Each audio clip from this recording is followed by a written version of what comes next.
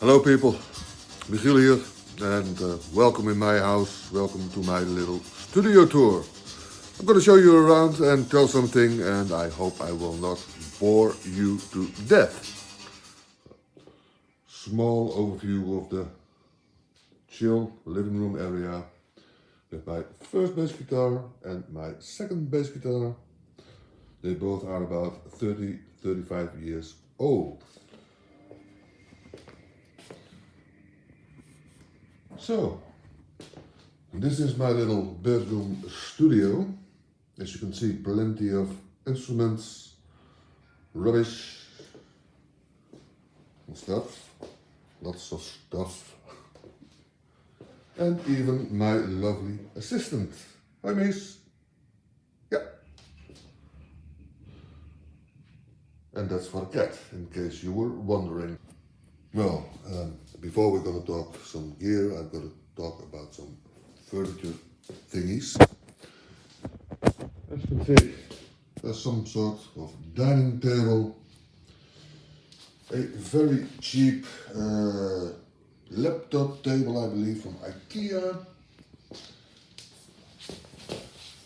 2 keyboard stands with that pressed paper things, so it's almost a table.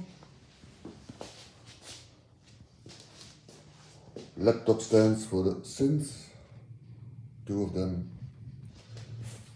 and decorated on something else.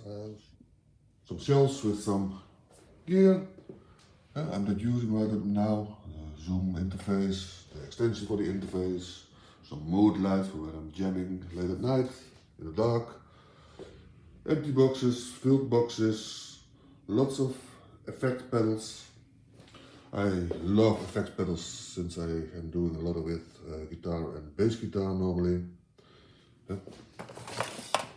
Dubstep, wobbly bass, Soundbox Manta,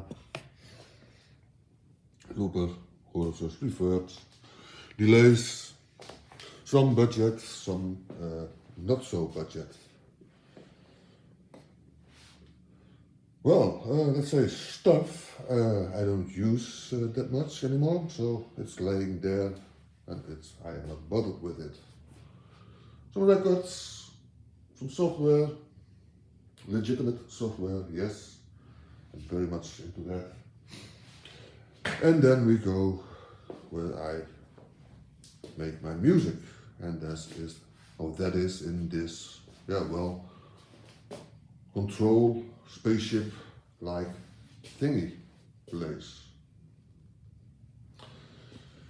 The guitar, another bass guitar, and a bass guitar turned into a baritone guitar.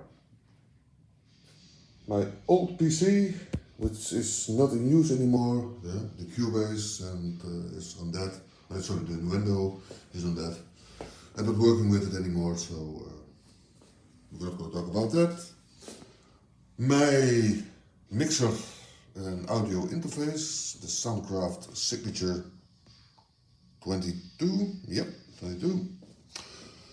This is the first mixer I bought new, and I bought this one because of the EQing, the lower mid and the higher mid.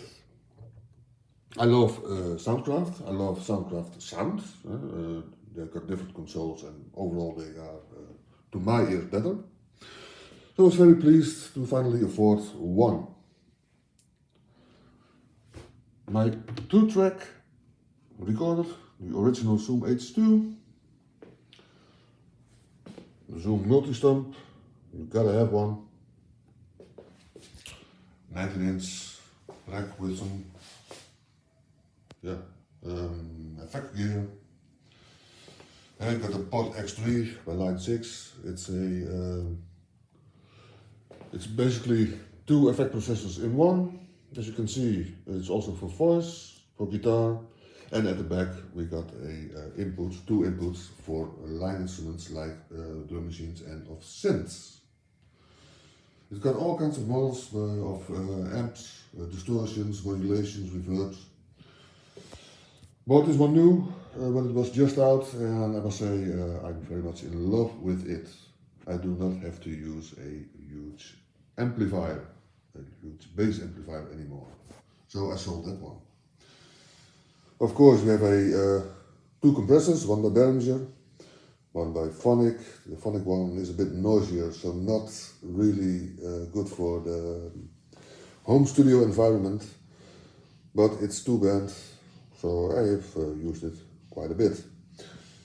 I like to use it at well, live gigs. The Bellari tube exciter.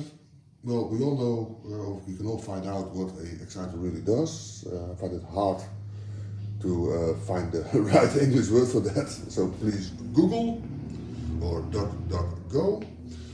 Well, this one is, has to be repaired. The right channel is not responding correctly, so, well, when I have money, I will do. And of course, we have a Quadra-Verb by Alesis with a broken down screen. As I told before somewhere, I play guitar, have a lot of guitar gear, and lots of that gear are now in use with the synths. As you can see, the Eventide, the Marshall, the Hall of Fame, the Behringer, a Sunny Cake, another Behringer, another Marshall, another Behringer, and an Alesis. These are the effect pedals processors currently in use, together with that one. This is my groove box when I have disconnected. I can take it with me, plug in a headphone, and I have the sound, so I can get some extras with it. But Groovebox, drums by Alesis. I use mainly the 808-909 kick out of it. The crazy modulation synth, the Cat. I use it at the moment for basses. And the Neutron. Well, with the huge bed bay and ins, outs. Weird sounds you can get out of it. I am using it right now as a sort of bass percussion-y thingy with loads of effects. Also the Cat goes through the effects. I like that, so why not? I have them. Yeah, that's how I'm using it right now. The patch bass, well, I am experimenting with that. I am not a real sound designer in a way that I know what I'm doing. I know a little bit about what I'm doing, just enough to have a lot of fun with my gear. The Electrohype, the percussion synthesizer, drum synthesizer by Korg, legend, great sounds. I'm using it today because of the audio in-out, so I can transform a pad into a bit more steady synth. And that's this synth. This one I bought new, I kept it. I mean, it's 32 voices polyphonic, or 32 note polyphonic here. 2 oscillators, virtual analog, but the sound over is good, so I don't care if it's virtual or real. It's got sliders, it's got blinking lights, and it's got knobs. So yeah, I like that. I am a hands-on guy. I don't like menu diving too much. And I like to play, I like to jam, I like to play live. And yeah, well, then it's nice to have a hands-on synth. The Crave, I use this for some arpeggiators, some basses, and sometimes for melody or sound effects. Sound effects are especially nice when I put it through the line 6, which I do right now. Also, the Korg Volca keys. I love these little boxes. I own 7 Volcas. They're small, they're easy, There may be some instant gratification, but yeah, well, why not? It doesn't have to be hard all the time. Some people may have noticed that this room is not acoustically treated or being made soundproof. It's on purpose. It's a rental place. I did not feel like spending hundreds or maybe thousands of euros on soundproofing and acoustic treatment. And I am not a big studio who needs to have soundproof rooms for a vocalist or anyone else. I can do it. Make my music, my recordings this way. I hardly use mics. Almost everything is plugged in directly into the mixer, so it's working for me this way. Well, you may wonder, or might wonder, what kind of music I make with this equipment. Maybe you don't, but I will tell you anyway. I am trying to make, or I am exploring, as people say, a mixture between wave, techno, doom and stoner. Well, it's not really, I'm not really quite there yet, but I am on the right path. And I use this for achieving that goal. So, yeah, I prefer to make music without a computer connected, without an iPad connected. But yeah, what you're gonna do? Most of the time you need one. I am not one of a religious, doorless man. So I bought an iPad, I bought Cubases for iOS 3 with the in-app purchases and the plugins, and that's it. I've abandoned Nuendo because it's way too complicated and too much for me. Cubases is simple. It's got a nice MIDI sequencer and you can add some audio channels and audio tracks to it. So I'm using it as a DAW, more as a multi-track tape machine with some MIDI capabilities. And that's the way I prefer it. I'm not a laptop producer, I am not a laptop DJ. I admire people who can do that, who can work that, and doing their thing. It's just not for me. Knobs, sliders, faders, one function. That's what I can comprehend. That's what I can work with.